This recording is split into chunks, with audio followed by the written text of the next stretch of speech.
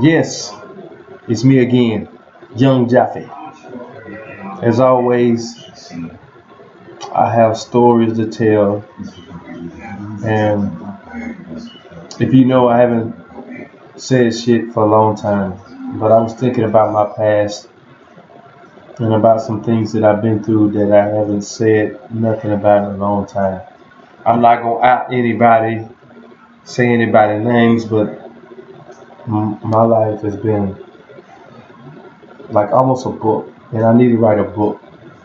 But sometimes I'm just chilling out and I remember shit, and I was like, damn, I gotta say something.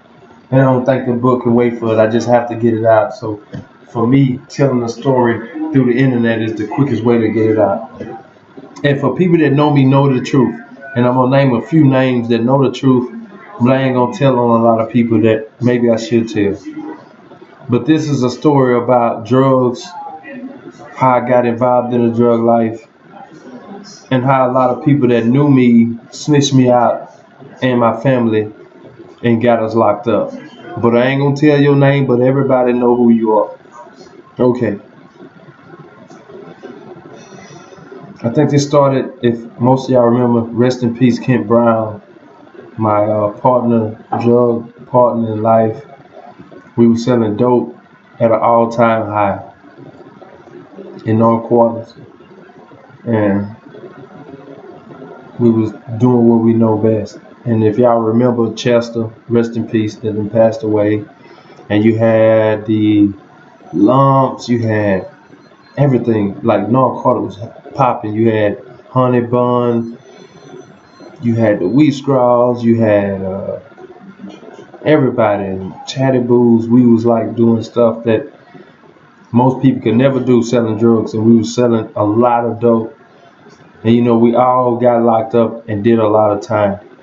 But I remember, I'm gonna fast forward this shit, like way forward. The feds came down on everybody, but I was already locked up when the feds hit. I remember the feds came down on everybody. And if y'all remember Devin and Curtis Ray, them guys from Houston, dealing with Chester and dealing with us, we used to get out away from them guys. I think most of those guys are still locked up. They got some serious sentence, but they probably out by now. But I don't know them and I don't see them no more. But I remember being locked up in the county in Jasper, Texas. And this is why I want to tell this story. And at that time, I was like very young, naive.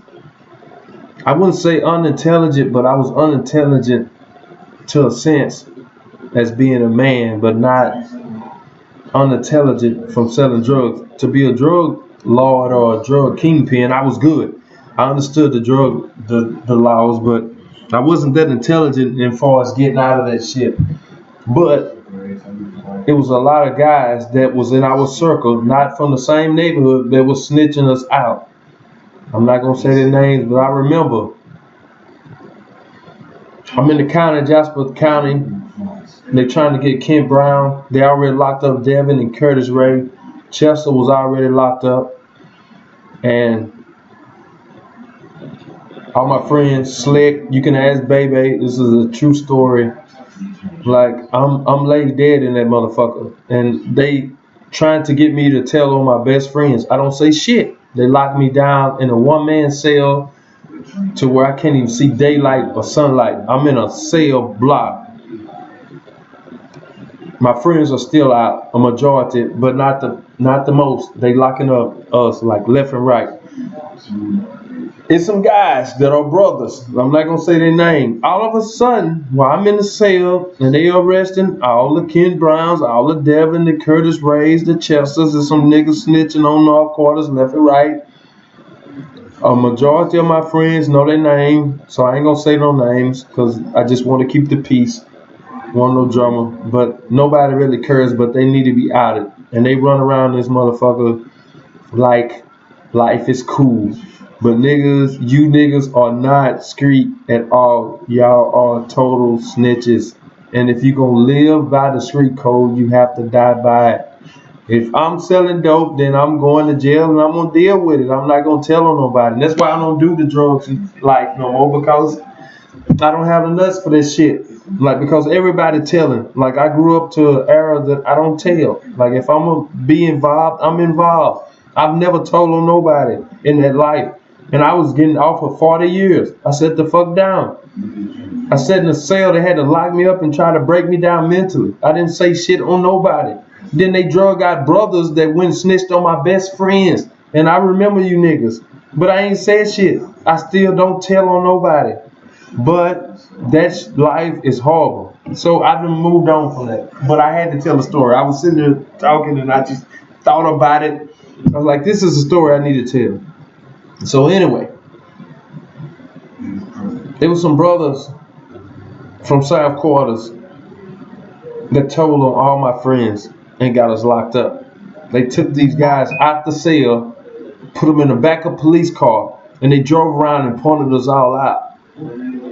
Nobody in North Quarters never told. And this story can be verified and checked. Ask Baby, ask anybody in North Quarters, everybody I ran with. It's some niggas that snitched us out, never told. But that being said, they tried to give me 40 years. I didn't take it. I had to sit in there. I remember Kenneth Fleming's coming in, which was my partner, never snitched. He ended up, we was in the cell together, and they ended up giving him 18 months. I was like, I'm never telling. By the time I went from 40 years to 18 months, I ended up taking 18 months. So if you look at the time, that 18 months plus I was in the county 6 months, that's what I ended up getting. I ended up doing like maybe 2 years and a half, so to speak. I got the fuck out. I never looked back. And credit to my brother Brian, because my plan was to be the biggest mob member ever. Because when I was thinking that, I was like, I'm finna get back to Jasper. I'm finna sell more dope than anybody can ever fucking sell ever. But that didn't happen. I ended up getting out of jail. Brian tricked me just to come to see him, and I ended up staying with him. But he did it on purpose, and I thank him for that. Because if not for that, I would probably still be selling drugs. Okay, let me deal back a little bit on that. Okay, the most tricked out shit about that, while I'm in jail, I ended up meeting this goddamn girl that was fat as hell, but she had my back. She was like fucking 370 pounds, but I didn't need nothing for jail. I had money, I had weed, I had cigarettes. I was like a kingpin in jail. You can ask Freaky, you can ask a majority of motherfuckers that was locked up. It was like a kingpin in jail. I was doing good in jail. I was like a king, like Jaffe. Like I was moving serious weight. I was the same nigga that I was free that I was in jail. Lo and behold, I don't think I'm better than nobody. I was just in the right place at the right time, and circumstances ended up being good for me. So the issue with that was, when it's time for me to get out, I wasn't even gonna fuck with her no more. I'm gonna say her fucking name, Monique Gregory. But anyway, I probably should have said it. But anyway, so when I got out of jail, I couldn't get to Jasper because ain't no fucking bus running to Jasper. So my brother and them trying to find out where I'm at. I'm locked up with the fat girl, because she can't be seen with me, because if she get caught with me, then she can be incarcerated, because a prison guard shouldn't be with a dude. So I ended up having to stay in a hotel with her, and she burnt the shit out of me. I can't lie about that. Because she was sleeping with half the goddamn guards there. And I never seen that motherfucker since then. Cause like, this bitch burnt me. I just got out of jail. But anyway, still to this day, some of the dudes that snitched out my best friends are in Jasper to this day.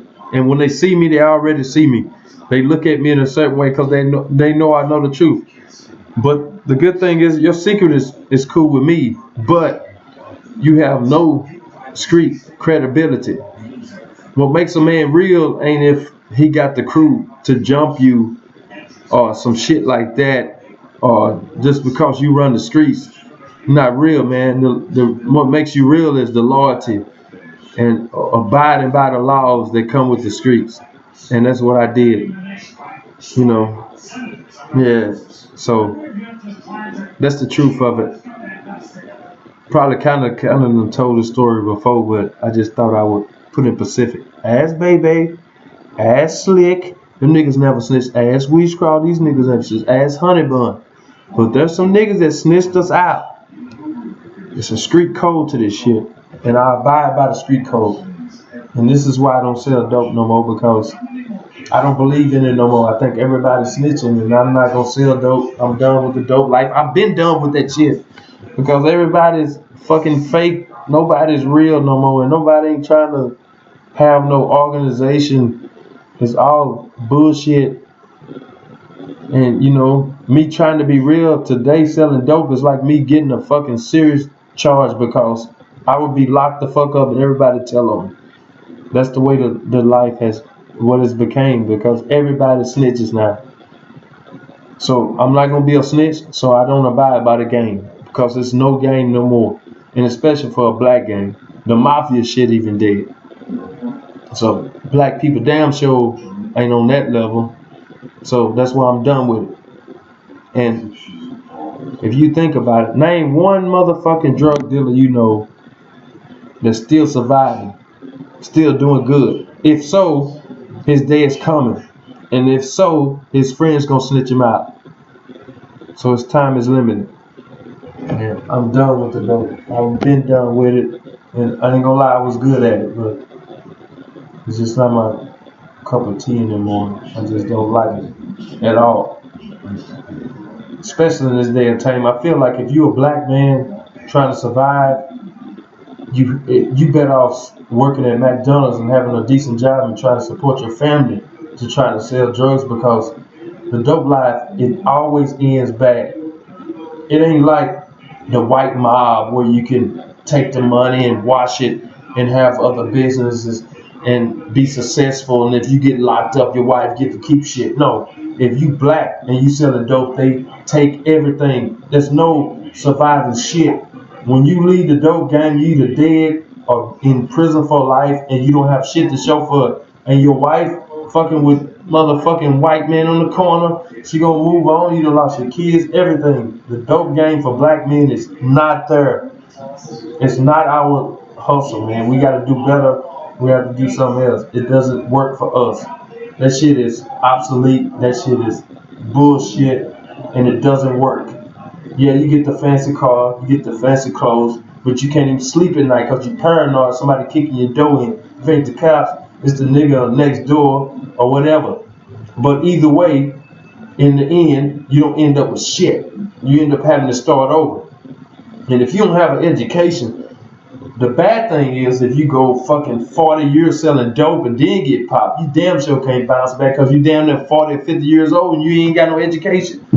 So the drug life doesn't work. You have to get rid of that shit, man. A black man in America, you need to get an education or a skill, and you have to get a job and be independent or find a hustle that works for you and have more than one skill to survive.